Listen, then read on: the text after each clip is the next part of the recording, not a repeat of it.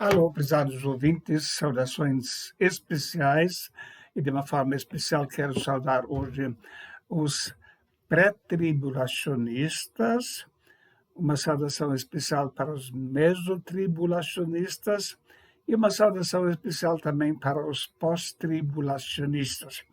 São basicamente três posições diferentes quanto à questão do arrebatamento. Estamos continuando com o nosso tema, examinando argumentos de pré-tribulacionistas, aqueles que acreditam que o arrebatamento da igreja se dará antes do tempo de 7 anos de uma aliança que o anticristo vai firmar com muitas pessoas. Então, existem basicamente essas três convicções. Um grupo de pessoas acredita que antes dessa aliança de 7 anos do anticristo, a igreja já será arrebatada e então virá um tempo de grande tribulação. Já os mesotribulacionistas acreditam que não podemos chamar os 7 anos de grande tribulação, mas apenas os últimos 3 anos e meio, quando o anticristo de fato vai governar sobre o mundo. E os pós-tribulacionistas acreditam que a igreja passará pela grande tribulação, pelo menos até quase o fim dela, quando então será arrebatada. São três convicções diferentes nesta área. É muito importante tomar alguns cuidados. Em primeiro lugar, eu preciso cuidar para não assumir uma posição e depois interpretar todos os textos dentro dessa minha convicção, deixando de lado textos que aparentemente apresentam uma verdade diferente. Em segundo lugar, é importante não agir com agressividade contra pessoas que têm uma convicção diferente. Todos os três grupos têm referências bíblicas nas quais se apoiam, e não é este o assunto que deve nos afastar do amor fraternal. Não devemos pronunciar palavras ofensivas, chamar um grupo de pessoas que estão sendo seduzidas por Satanás, não.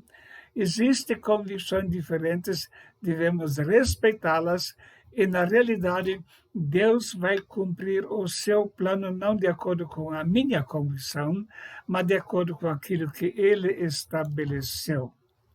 Então, vamos pensar em algumas questões. Nós estamos ainda na época da igreja. A igreja não foi arrebatada. A Bíblia nos fala de uma forma muito clara sobre a vinda do anticristo que vai governar sobre o mundo, um tempo terrível. A Bíblia mostra que depois disso haverá também o governo de Cristo durante um período de 1000 anos, e depois disso ainda novo céu, nova terra, com também o julgamento do grande trono branco e a condenação eterna daqueles que não receberam a Cristo. Sempre devemos lembrar algumas verdades. Vigiai, pois, porque não sabeis a que hora há de vir o vosso Senhor. Mas considerai isso: se o pai de família soubesse a que vigília da noite havia de vir o ladrão, vigiaria e não deixaria minar a sua casa. Por isso estáis vós apercebidos também, porque o Filho do Homem há de vir a hora em que não pensais. Esta é uma área em que Deus reserva o seu segredo. O fato de haver tanta divergência mostra que apenas o Senhor não quis revelar com exatidão quando seria o arrebatamento. E devemos, então, nos contentar em saber que os sinais estão acontecendo, mas não podemos determinar com exatidão quando vai acontecer o arrebatamento.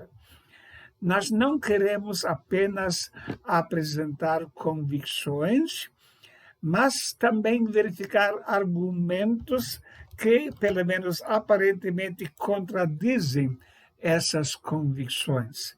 Considero errado, se eu vou defender a minha posição, só pegar aqueles textos bíblicos que parecem que estão reforçando a minha posição e deixar de lado aqueles textos que parecem que são contrários à minha convicção.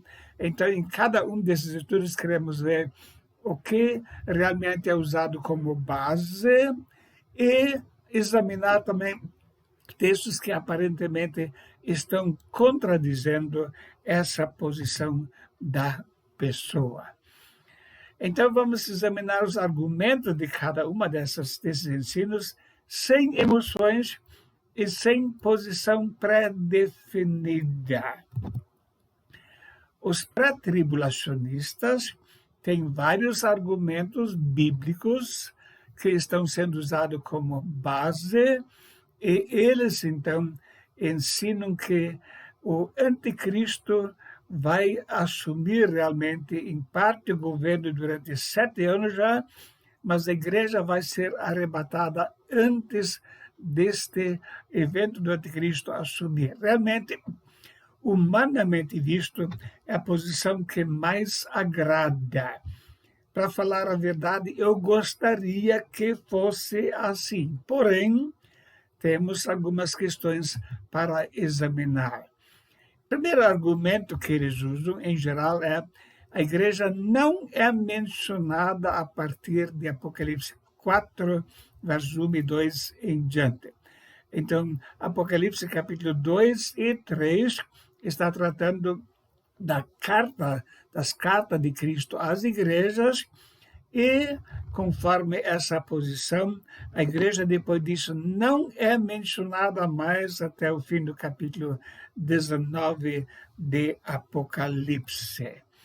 Nós lemos, então, Apocalipse capítulo 4, versos 1 e 2.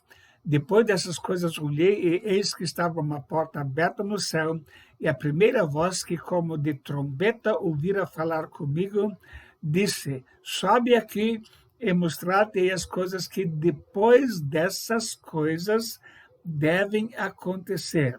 E logo fui arrebatado em espírito, eis que um trono estava posto no céu e um assentado sobre o trono. Então veja aqui, depois da revelação das cartas para as 7 igrejas, João foi chamado para a presença do Senhor, e então ele disse: eu vou te mostrar as coisas que depois dessas devem acontecer. Então a conclusão é que depois da igreja vai acontecer então o Apocalipse. É importante notar uma diferença entre Deus falando para igrejas locais e a igreja como um todo. Apocalipse 1, verso 20, o mistério das 7 estrelas que viste na minha destra e dos 7 castiçais de ouro. As 7 estrelas são os anjos das 7 igrejas, e os 7 castiçais que viste são as 7 igrejas. Então, notem, aqui ele não está falando sobre a igreja de Cristo no sentido universal, mas está dirigindo a mensagem a igrejas locais. E isso faz uma grande diferença na interpretação. Então, a palavra igreja aqui se refere a igrejas locais. E o anjo da igreja que está em Sardes escreve: isso diz que tem os 7 Espíritos de Deus e as 7 estrelas. Conheço as tuas obras, que tens o nome de que vives e estás morto. Se vigilante e confirma os restantes que estavam para morrer, porque não achei as tuas obras perfeitas diante de Deus. Apocalipse 3, versos 1 e 2. Então, nota aqui, ele está falando sobre uma igreja específica, a igreja que está em Sardes.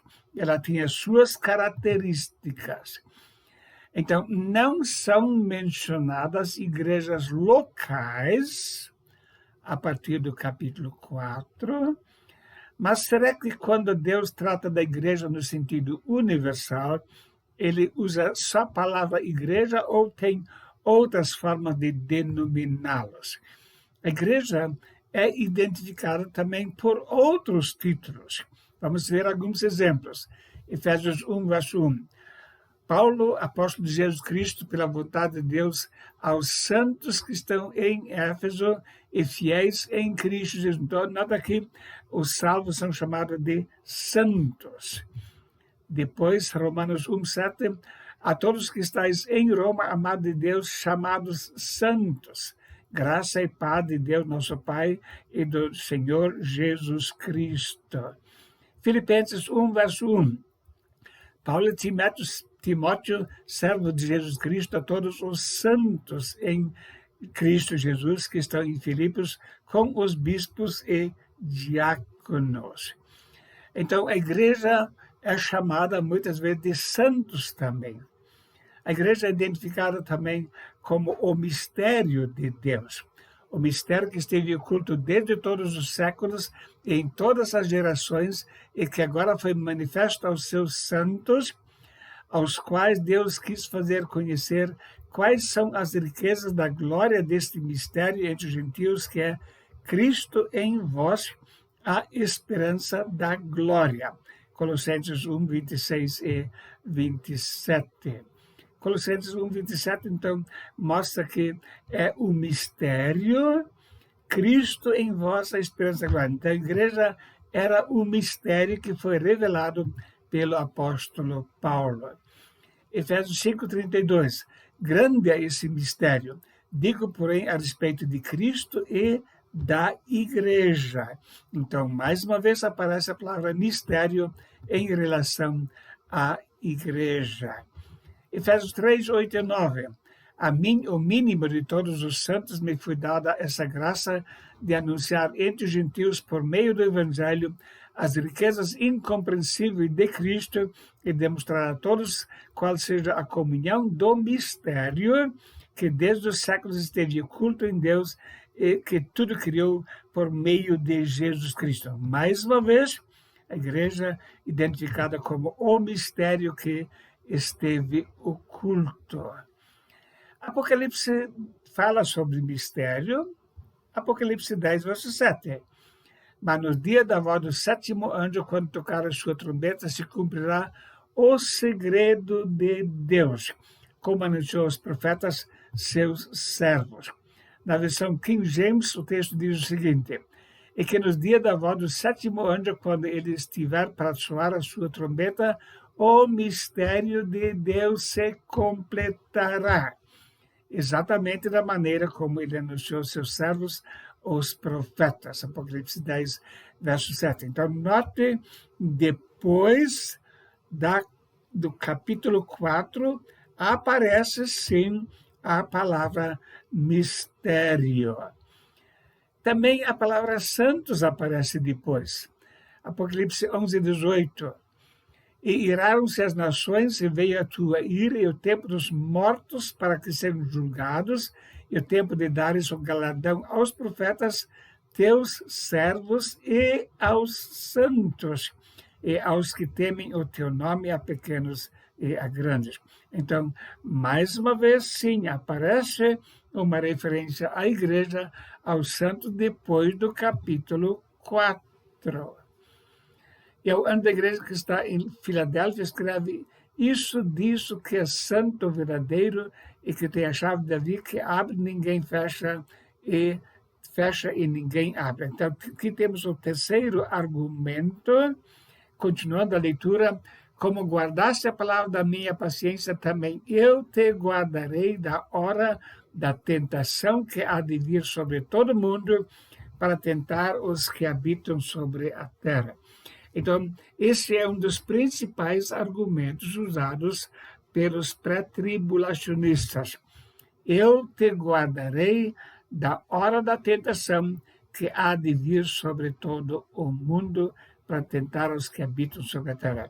Então, a interpretação que é dada é que a igreja vai estar já no céu, já terá sido arrebatada quando vier a tentação sobre o mundo inteiro.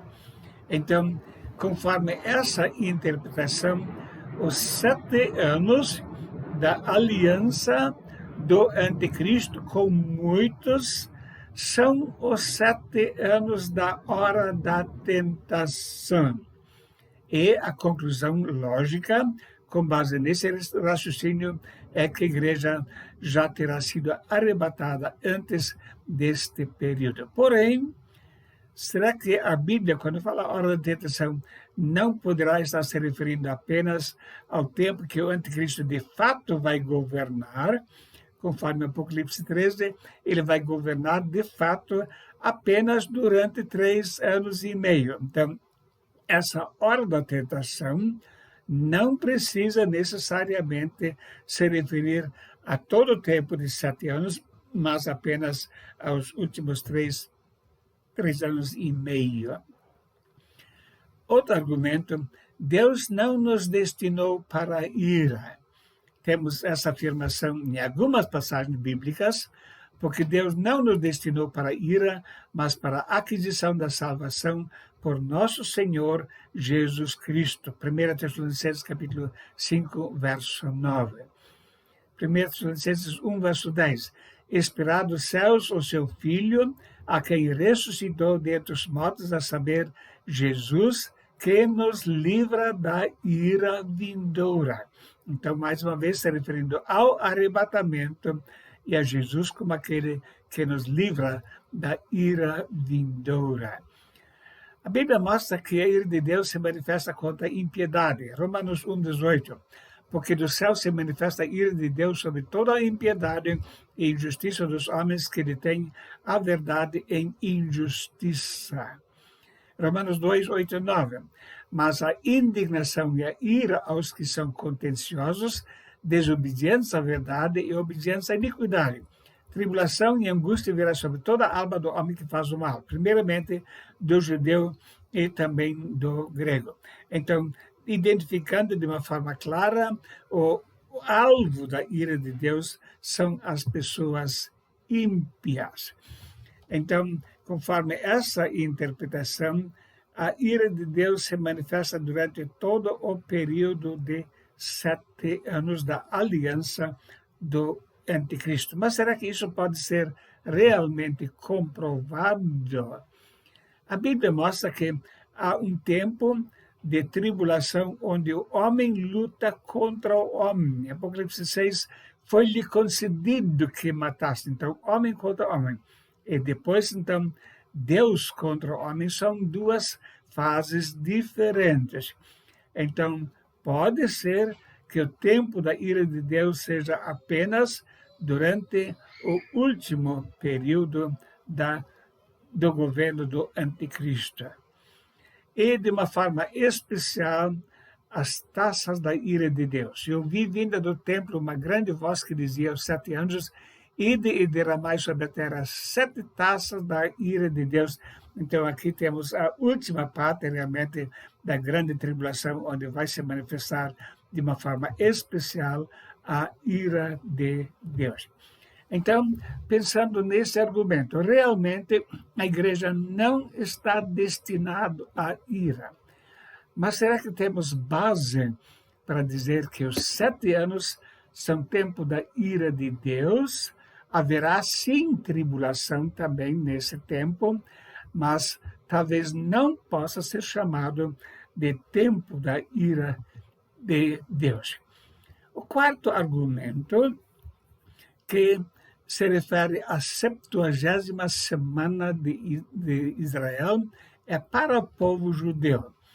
Nós lemos sobre esse tempo como tempo de tribulação e angústia. Jeremias 30, verso 7. Porque aquele dia é tão grande que não houve outro semelhante, e é tempo de angústia para Jacó. Ele, porém, será salvo dela. Então, identificando um tempo como tempo de angústia para Jacó. Daniel 12, 1. E naquele tempo se levantará Miguel, o grande príncipe, que se levanta a favor dos filhos do teu povo, e haverá um tempo de angústia, qual nunca houve desde que houve nação até aquele tempo. Mas naquele tempo livrar-se ao teu povo e todo aquele que for achado escrito no livro. Então, é uma realidade que um dos objetivos principais é a punição ao povo judeu no tempo da tribulação. Porém, essa ira vai se manifestar também sobre todos os inimigos de Deus, porque serão fustigados pela ira do Senhor. Então, se pensamos nas 70 semanas, divididos realmente em 3 períodos, temos aqui as primeiras anos desse decreto, depois completa-se a 79ª semana dessa profecia, depois vem o intervalo da igreja, e depois vem a 7ª semana, que tem um significado todo especial para o povo de Israel. 70 semanas estão determinadas sobre o teu povo e sobre a tua santa cidade, para cessar a transgressão e para dar fim aos pecados e para expiar a iniquidade e trazer a justiça eterna e selar a visão e a profecia para ungir o Santíssimo. Então, realmente é um período especial, e entendem os pré-tribulacionistas que quando Deus começa a tratar com Israel, a igreja já está arrebatada. Porém, devemos lembrar que Deus atualmente está lidando com Israel e com a igreja ao mesmo tempo. Quando vemos a visão de Ezequiel, capítulo 37, sobre o Vale dos Ossos Secos, são profecias que estão se cumprindo atualmente. Deus está agindo atualmente em relação ao povo de Israel.